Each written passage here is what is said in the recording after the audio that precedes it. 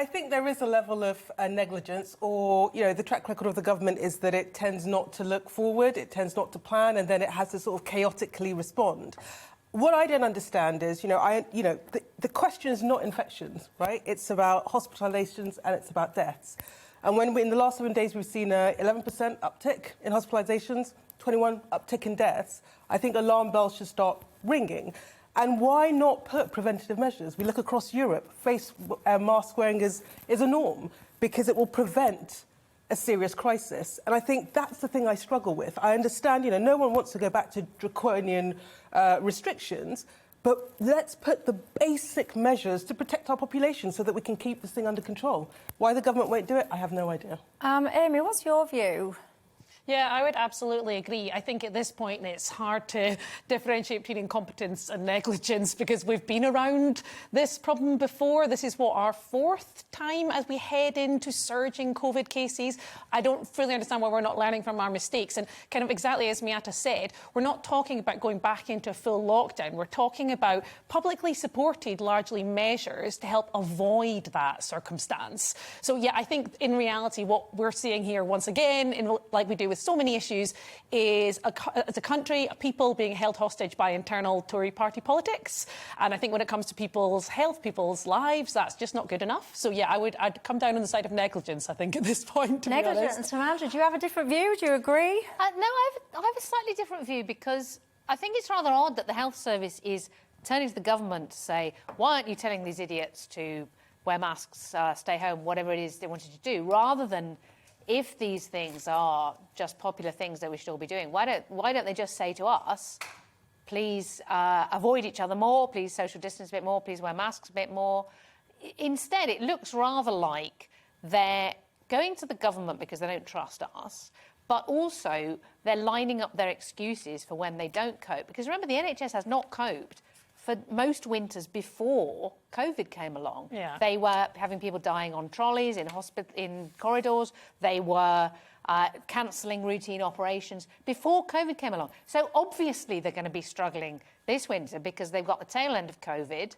They've got the flu that is kind of backed up from last year. They've got a backlog of regular treatments, people who did not have their cancers diagnosed during lockdown, and so on and so on and so on. Obviously they're going to be struggling.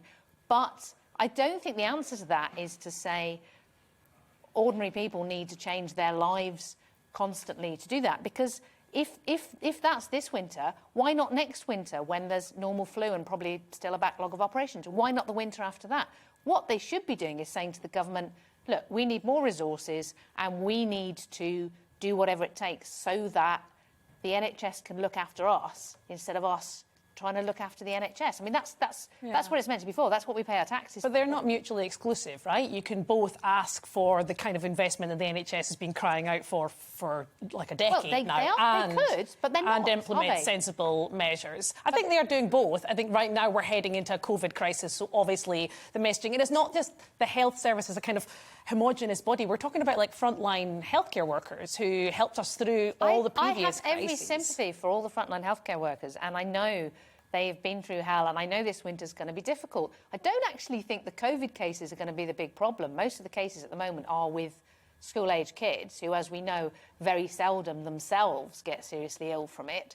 And because of that, I think this will be a bump. The actual cases and hospitalisations and deaths are way below what all the models predicted in the summer.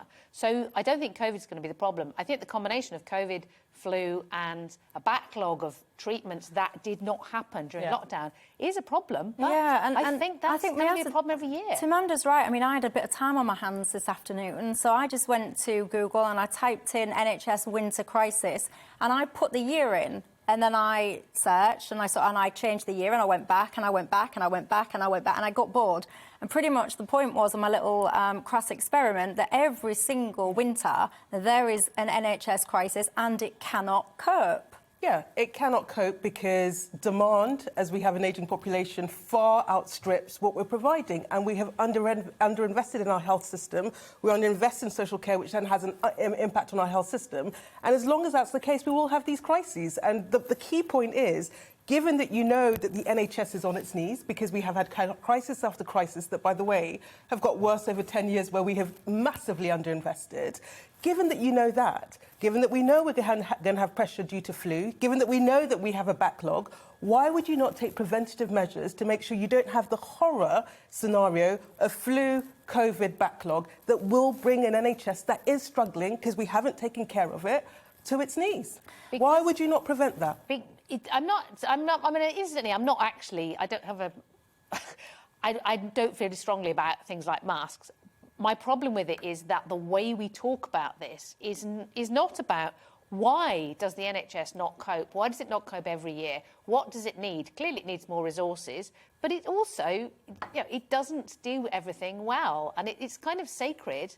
But if you look at the way France and Germany, for example, cope with health systems, they do a lot better on many counts. So I really think we need to focus on how can we make the NHS something that can look after us and can cope with even a regular winter, rather than saying, well, you know, what restrictions do we need to place on people's lives in order to minimise demand on the NHS? I think it's a supply problem, not a demand problem. Yeah, the removal of liberties should not be. I mean, I've heard this sentence said so many times over these past few days.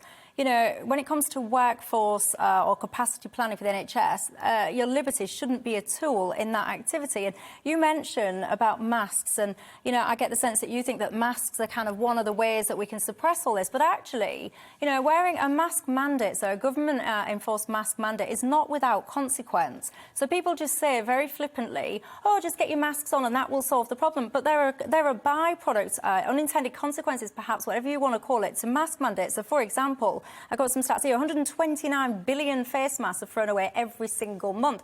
These things are very rarely biodegradable. We'll be talking about the climate change on the next segment. When I think about face masks, they are a barrier to communication. So if someone's deaf or anything like that, they rely on seeing people's faces to be able to hear. All of that's gone.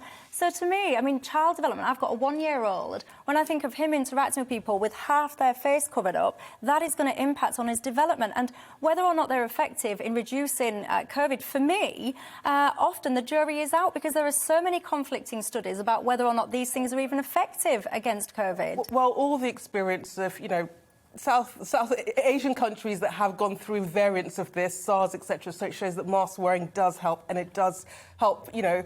For me, the key question is, no one likes to wear masks. Of course there are negative downsides, but if it means that we keep a virus under control, if it means that we save one life, for me it's an absolute no-brainer.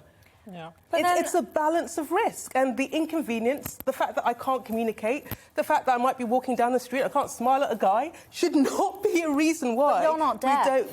You're not deaf. Yeah, and if you are deaf and you literally rely on lip reading, and for me, one of the things with COVID, this absolute obsession, the only measure and metric that seems to matter is how many people die within 28 days of a COVID test. They're not dying necessarily of COVID, by the way, to be clear. They're dying within these stats represent dying within 28 days. And to me, the obsession with that metric, and it's almost like disregarding everything. As long as we save one life within 28 days of a COVID test, then it doesn't matter what we do to the economy. It doesn't matter what we do to mental health. It doesn't matter if we stop children developing. I don't know that that is the case, though, right? Because obviously, yes, we're concerned about deaths from COVID, and we absolutely should be, because they're starting to reach, like, really quite scary levels again. And we're talking about people's loved ones now, right?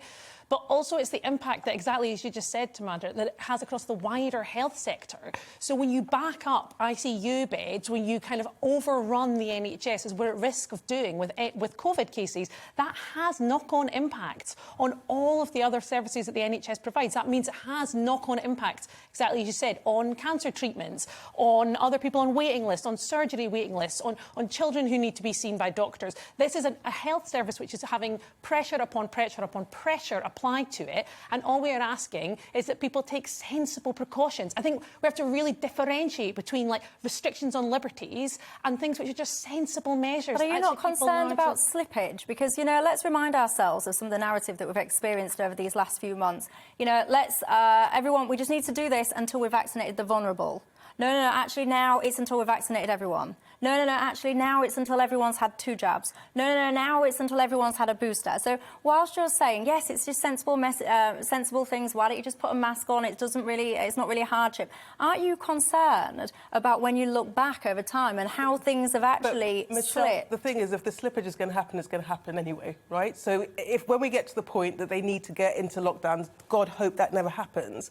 But if that's going to happen, it's going to happen. And actually, our chances of that happening are massively reduced if we take preventative measures. It's as simple as that. Welcome to the GB News YouTube channel. You can watch us live 24 hours a day, catch up on your favourite shows, and join in the conversation in the comments below. Don't forget to subscribe and you'll never miss any of our exclusive content.